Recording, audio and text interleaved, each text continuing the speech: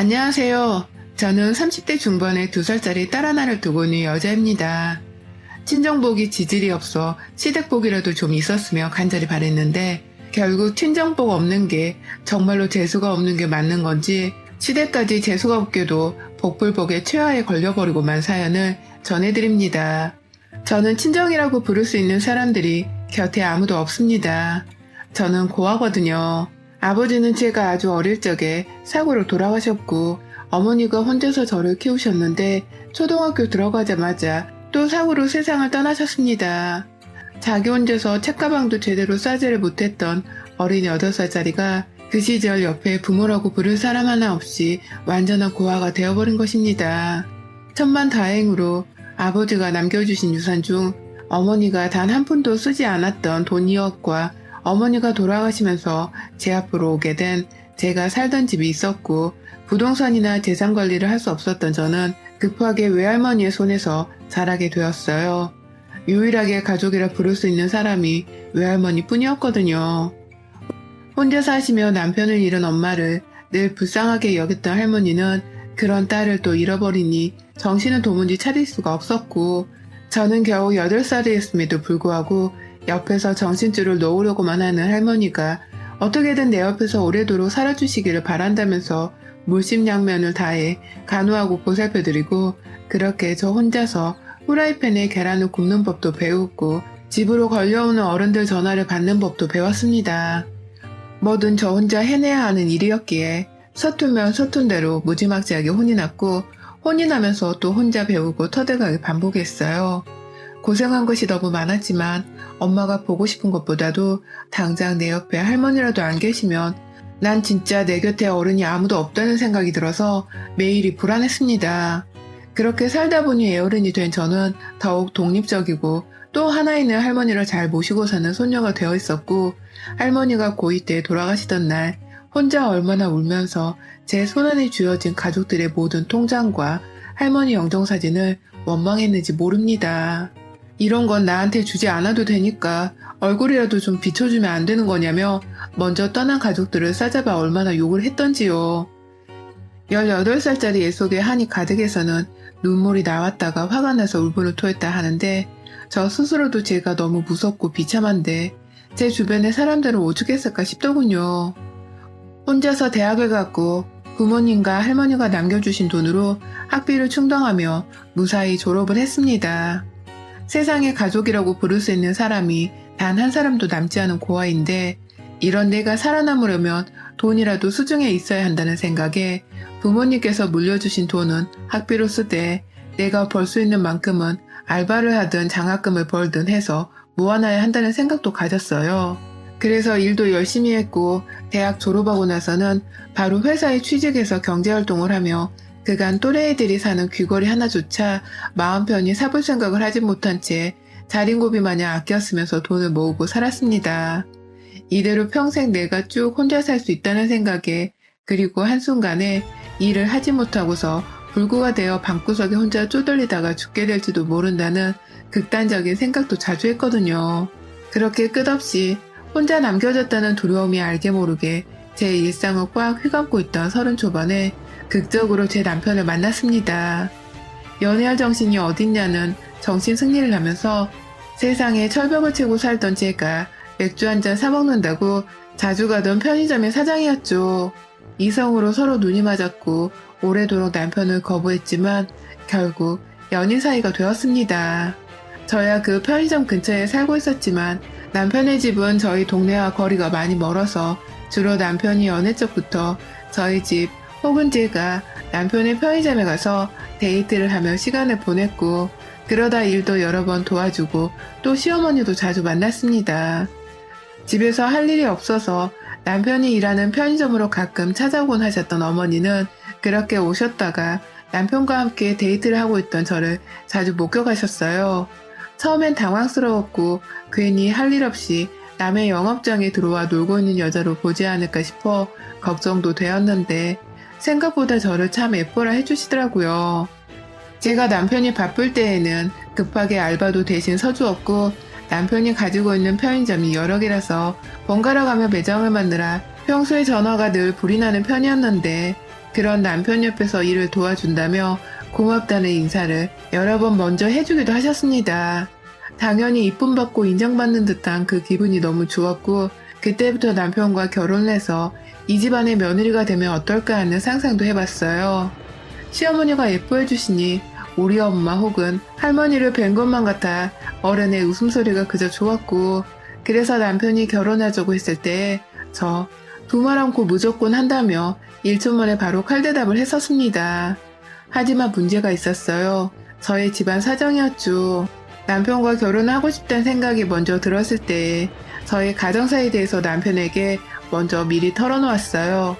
내 가정사를 듣고도 나를 좋아라 해줄지, 정말로 내가 결혼을 하고 싶어 할 정도로 좋은 사람이 맞는지를 확인하고 싶었거든요. 아니나 다를까 남편은 처음엔 당황했지만 혼자서 많이 힘들었겠다면서 저를 많이 위로해줬고, 제가 부모님 없이 외롭게 살아왔던 것에 마음이 쓰였는지 곧장 결혼하자는 말도 했어요. 하지만 그 다음 고비는 바로 시어머니셨습니다. 솔직히 제가 생각해도 잘 키워놓은 아들을 친정이 없는 고아한테 장가를 보내야 한다면 싫을 수 있겠다는 걱정이 들더군요. 그래서 혼자 시어머니 앞에서 정식으로 결혼 얘기를 드리고 저의 가정사에 대해서 고백하기 직전까지 얼마나 긴장을 했는지 몰라요. 그런데 의외로 시어머니는 제가 고아라는 말을 듣고도 상당히 침착하셨습니다. 오히려 남편과 마찬가지로 혼자 살아오면서 집도 있고 대학도 졸업하고 좋은 회사도 다닌다고 하늘에 계신 부모님이 참 행복하실 거라면서 저를 아껴주는 모습을 보이셨죠. 그날 저는 저희 할머니 돌아가시고 나서 정말 몇 년 만에 펑펑 울어버렸습니다. 그렇게 나름 하자가 있는 집안이었어도 축복을 받으며 한 결혼이었습니다. 남편과 결혼하면서 짐들기 싫어 가지고 있던 집을 팔아 그 돈으로 신혼집을 사는데 보탰었어요. 돈 3억 4천 정도였으니 결혼하면서 여자가 들고 오기엔 절대로 적은 돈이 아니었다고 자부를 합니다. 그런데 모든 게 착착 잘 진행이 되어 이제는 결혼 생활을 잘하기만 하면 된다고 생각하던 그때 이중인격의 인간을 마주하고 말았습니다. 바로 저희 시어머니요. 결혼을 누구보다 축하해주고 저를 예뻐라 가엾어라 해주셨던 저희 어머니가 글쎄 결혼과 동시에 저를 며느리가 아닌 야라고 부르기 시작하셨어요.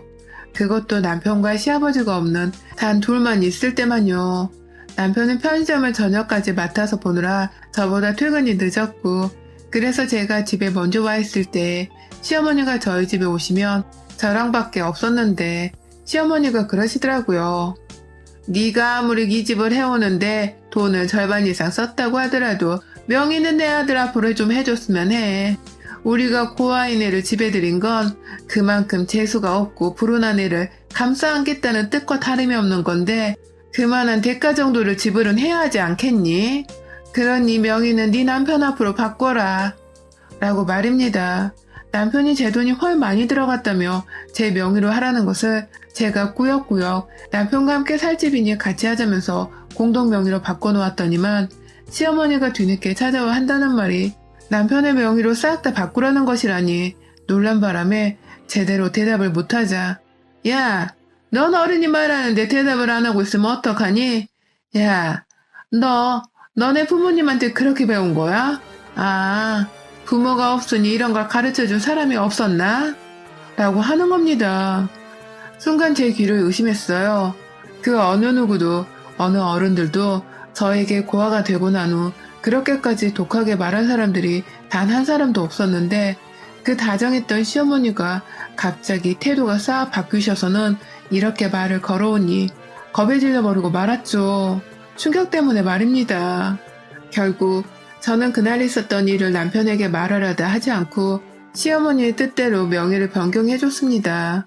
고아 며느리라서 어머님이 탐탁찮아 할 텐데 이런 돈 문제와 명의 문제로 더 미움을 사고 싶지 않았거든요.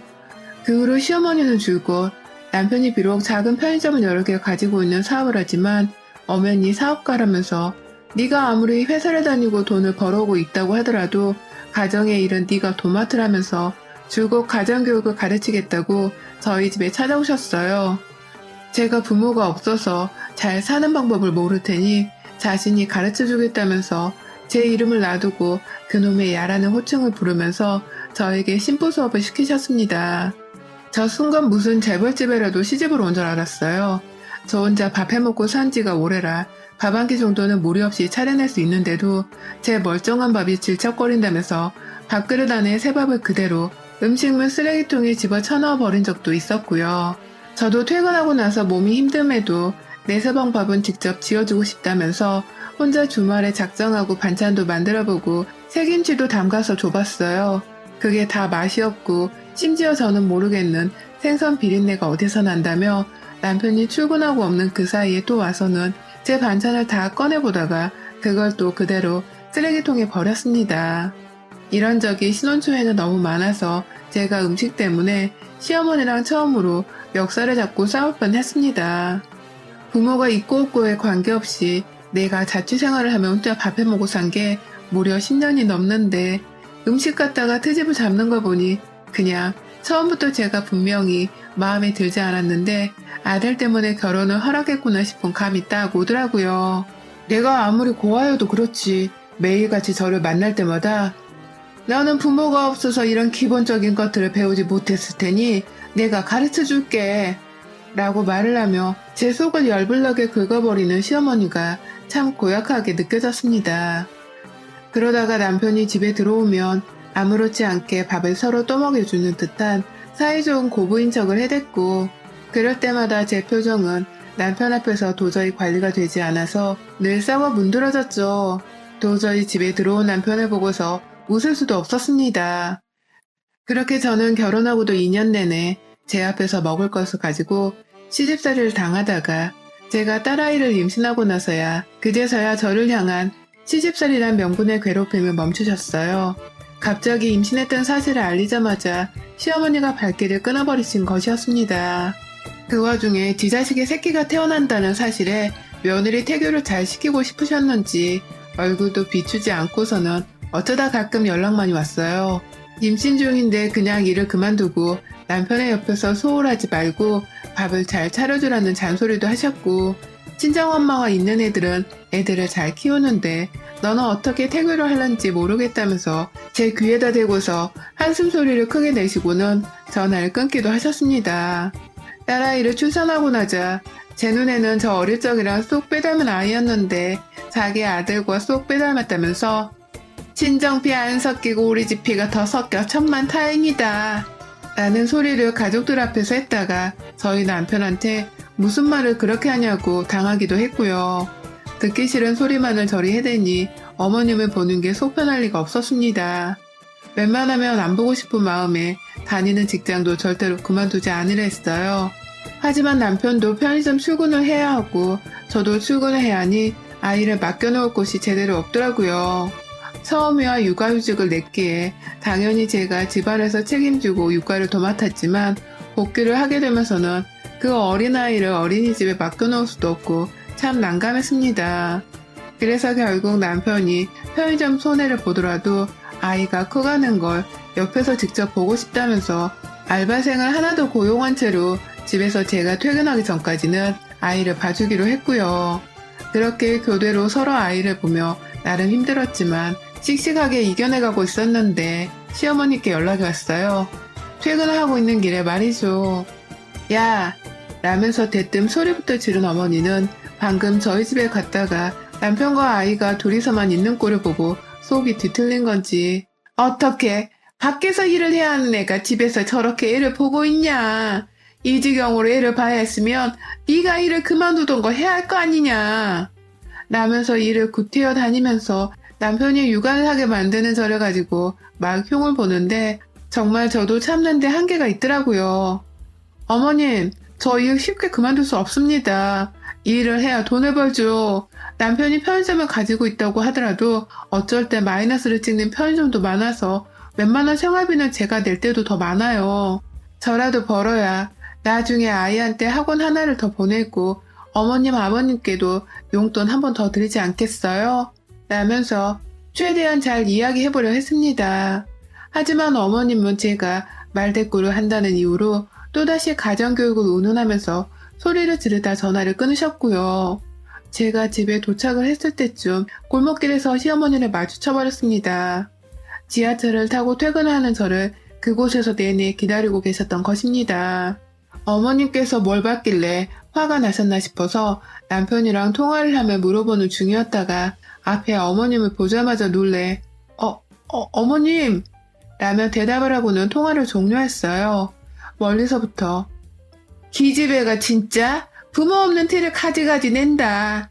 라며 혼을 내면서 걸어오는 어머님의 말씀에 숨이 턱 막히려는 그때 어머님께서 저의 머리를 한 대 쥐어 박았습니다. 장난이 아니라 정말 있는 힘을 다해서 아주 세차게 말입니다. 대가리를 얻어맞고 멍해진 저를 향해 어머님은 애미애비 없는 걸 요리하는 걸로도 그리 티를 내더니만 내 이럴 줄 알았다. 한 집안의 아내가 사는 방법을 보고 배운 게 없으니 네 남편한테 뭘 잘해줄 수가 있겠어. 엄마가 없는 애가 그걸 보고 배웠을 리가 없지.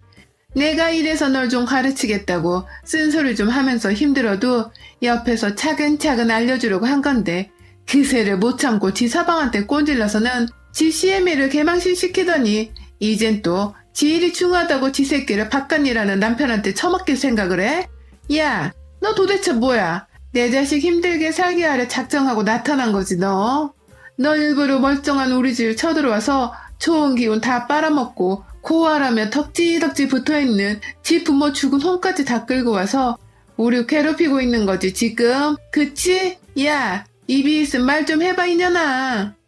라며 정말 이 길고 엄청난 욕짓거리를 쉬지도 않고 뱉어내는데 너무 서러웠던 건 제가 이 말들을 잊지 못하고 마음속으로 아직도 기억하고 있다는 겁니다.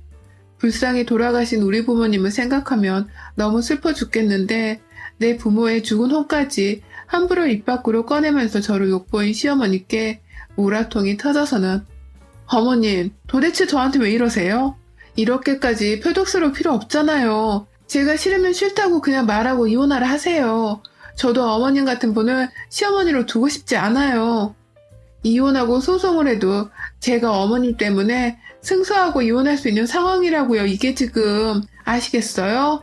라면서 눈에는 눈물이 입에선 침방울이 막 튕겨나오면서 억울하고 속상해 죽겠다며 제 가슴을 쳐댔습니다. 마음 같아선 시어머니께 매질이라도 하면서 피눈물을 쏟아버리고 싶었는데 도저히 내 어머니 버린 그 사람을 어찌할 수 없어서 마음속에 성거하게 나란히 공존해 있던 그 순간 남편의 목소리가 들렸습니다. 이럴 줄 알았다고. 라는 말과 함께 저를 향해 걸어오는 남편의 모습이 무서워. 나 아니야. 그냥 어머님이 너무 말씀을 심하게 하셔서. 라며 나를 오해하지 말라고 막 변명을 하는데 그때 남편의 손이 위로 올라가더니 제가 아닌 시어머니를 향해 날아갔습니다. 글쎄 남편이 시어머니의 입을 막아버리겠다면서 자기 손을 바짝 펴서는 그 입을 틀어 막아버린 겁니다. 조용히 좀 하라고요. 여기 우리 동네라고. 이 사람한테 말 함부로 하지 말라고 했잖아. 자식 말이 말 같지 않아요?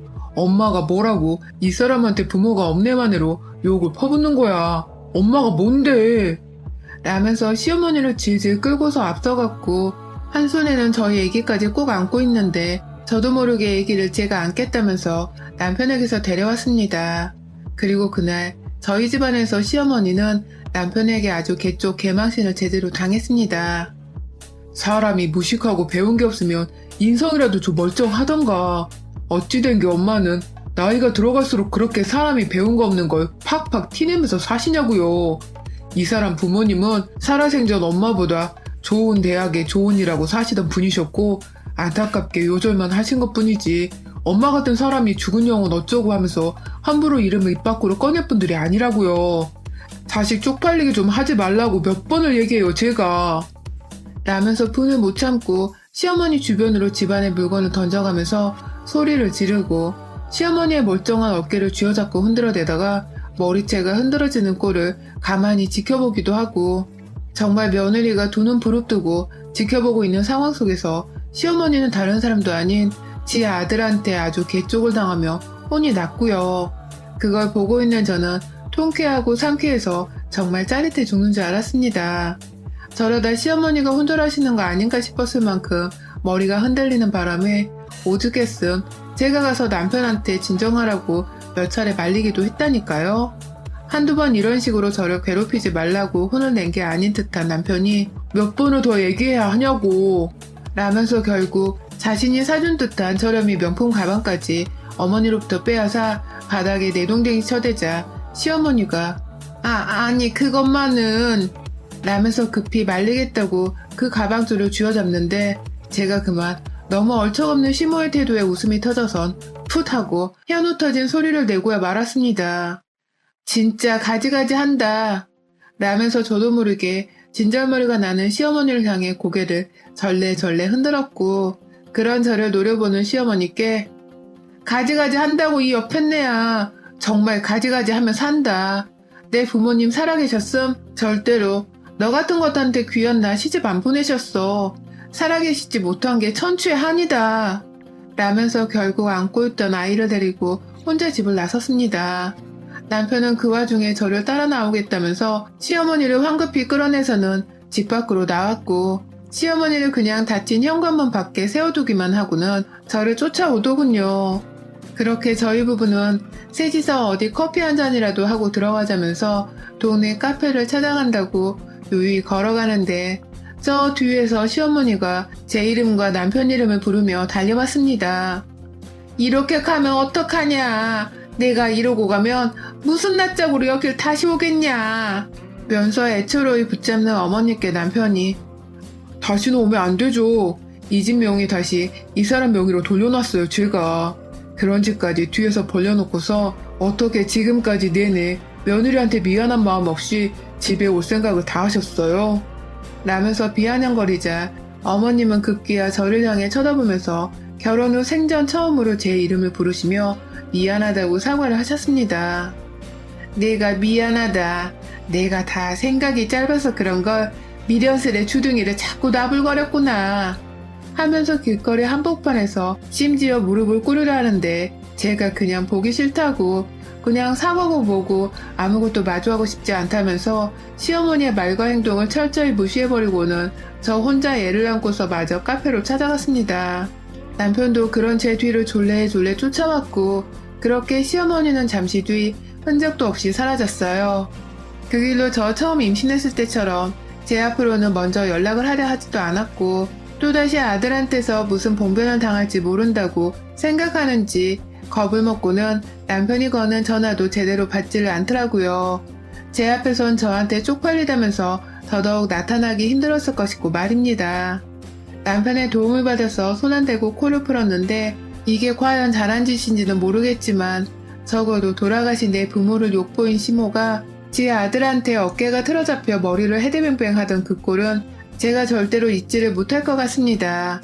두고두고 인생 헛살은 시모를 증명한 순간이라면서 그 장면을 머릿속에 캡처해 시모로부터 받은 상처가 생각날 때마다 되새기고 있습니다. 여러분의 생각은 댓글로 남겨주세요. 오늘도 시청해주셔서 정말 감사합니다.